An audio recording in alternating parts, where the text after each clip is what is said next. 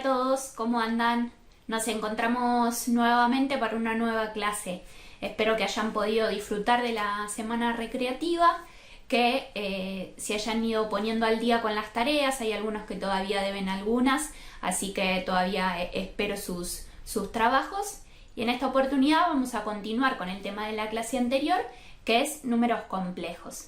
Vamos a avanzar un poquito con otras formas de representarlo, vamos a conocer algunas otras coordenadas y otras maneras de escribirlo, y también vamos a avanzar con algunas operaciones, completando así todas las operaciones con números complejos.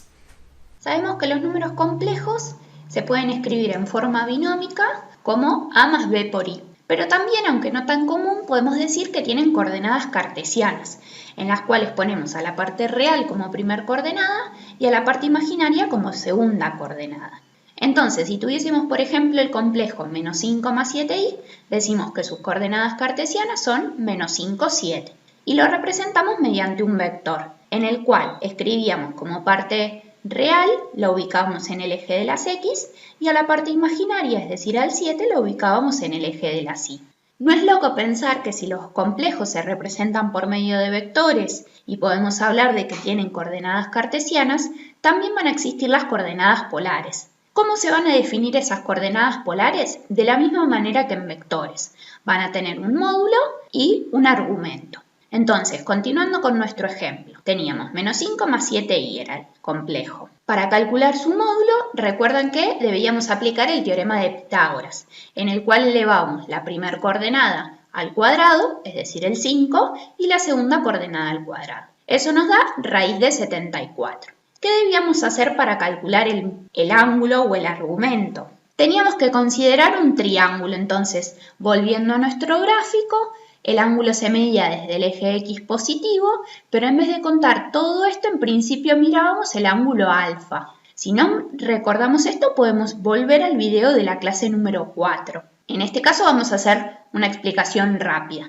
Entonces, considerando el triángulo que tiene por ángulo alfa, calculábamos la tangente de alfa como opuesto sobre adyacente. Es decir, 5 sobre 7. Eso nos da un ángulo de 35 grados, 32 minutos, 16 segundos, pero como dijimos, tenemos que contarlo desde el eje X positivo, le debemos sumar 90. Ese sería entonces el argumento de nuestro vector o, pensándolo de otra manera, de nuestro número complejo. Entonces, para escribir nuestras coordenadas polares, damos el módulo y el ángulo de este número complejo. En nuestro ejemplo sería raíz de 74, 125 grados, 32 minutos, 16 segundos. Esas serían las coordenadas polares de nuestro número. Con números complejos también lo que existe es una forma asociada a esta. Así como con las coordenadas cartesianas se le asocia la forma binómica, a las coordenadas polares se le asocia lo que se llama forma trigonométrica. ¿Qué implica esta forma trigonométrica? Utiliza los mismos dos datos, pero escritos de otra forma justamente. ¿Cómo se escribe? El módulo de nuestro número complejo por el coseno del ángulo más i por el seno del ángulo. ¿Cómo quedaría escrito en nuestro ejemplo? Raíz de 74 por el coseno de 125 grados, 32 minutos, 16 segundos, más i por el seno del mismo ángulo. Fíjense que esto queda escrito así, no tengo que resolver absolutamente nada. Si me piden hallar la forma trigonométrica, entonces tengo que hacer esos pasos. Primero calcular el módulo, después calcular el ángulo, como ya lo sabíamos hacer, igual que en vectores, y después simplemente escribirlo de esta manera. ¿Qué sucede si tengo que hacer el paso inverso? Es decir, tengo que encontrar la forma binómica a partir de la forma trigonométrica. Voy a usar exactamente las mismas fórmulas que usábamos en vectores. Recuerdan que esta fórmula de acá, el módulo por el coseno del ángulo, nos permitía calcular la primer coordenada, que en su momento llamamos X, pero ahora como estamos en complejos, dijimos sería nuestra parte real. Y el módulo por el seno del ángulo nos permite en este caso hallar la parte imaginaria.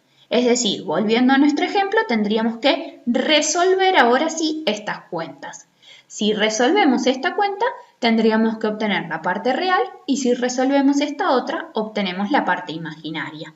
Avanzamos entonces. Esta forma trigonométrica también nos permite resolver algunas de las operaciones con complejos. La multiplicación y la división, por ejemplo. Entonces, tenemos dos números complejos. El primero es z1 con módulo z1 y el coseno de este ángulo que se llama phi, y el segundo complejo tiene el módulo de Z2 por el coseno de omega, es la W. ¿Qué dice la multiplicación? Para multiplicar estos dos números complejos, si me lo dan escritos en forma trigonométrica, es la multiplicación de sus módulos y la suma de sus argumentos. Es decir, sumamos los dos ángulos. Para resolver una división de números complejos es algo parecido, bastante intuitivo. Dividimos en este caso los dos módulos y en vez de sumar debemos restar los dos argumentos. Si tenemos, por ejemplo, estos dos números complejos, el primero es 5 por el coseno de 95 más i por el seno de 95 y el segundo tiene módulo 2 y argumento 60. Si quisiéramos multiplicarlos, entonces tendríamos que escribir la multiplicación de los dos módulos, es decir, 5 por 2, y sumar los dos argumentos. Nos quedaría entonces 10 resolviendo 5 por 2 y haciendo 95 más 60 obtenemos un ángulo de 155 grados. Es decir, que la multiplicación nos da este resultado, que es un número complejo también.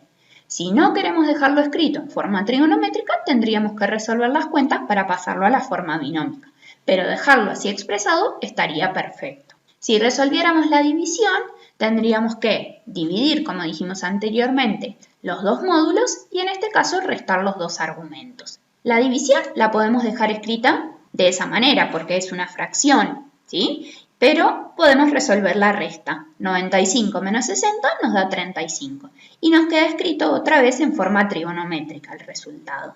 Por último, lo que vamos a ver en la clase de hoy son las potencias de i. Nosotros ya sabemos resolver sumas, restas, multiplicaciones y divisiones en sus dos formas y vamos a ver qué sucede con las potencias de i, que en realidad algo ya sabemos. ¿Por qué? Y porque empezamos definiendo a los números complejos a partir de esta igualdad. Sabemos que i al cuadrado nos da menos 1. ¿Qué pasa con el resto de las potencias de i? Es lo que vamos a ir descubriendo. ¿Qué pasa cuando resuelvo i a la 0? Es lo mismo que elevar cualquier otro número a la 0. Cualquier número elevado a la 0 daba por resultado 1. ¿Qué significa elevar un número a la 1? Siempre que elevamos cualquier número, en particular también la i, a la 1, obtenemos el mismo resultado. Entonces el resultado de i a la 1 va a ser i. ¿Cómo obtenemos el resultado ahora de i a la 3? Y lo podríamos separar. i a la 3 lo podemos pensar como i al cuadrado por i. ¿Qué pasa? I al cuadrado ya sabemos que nos da menos 1. Entonces es resolver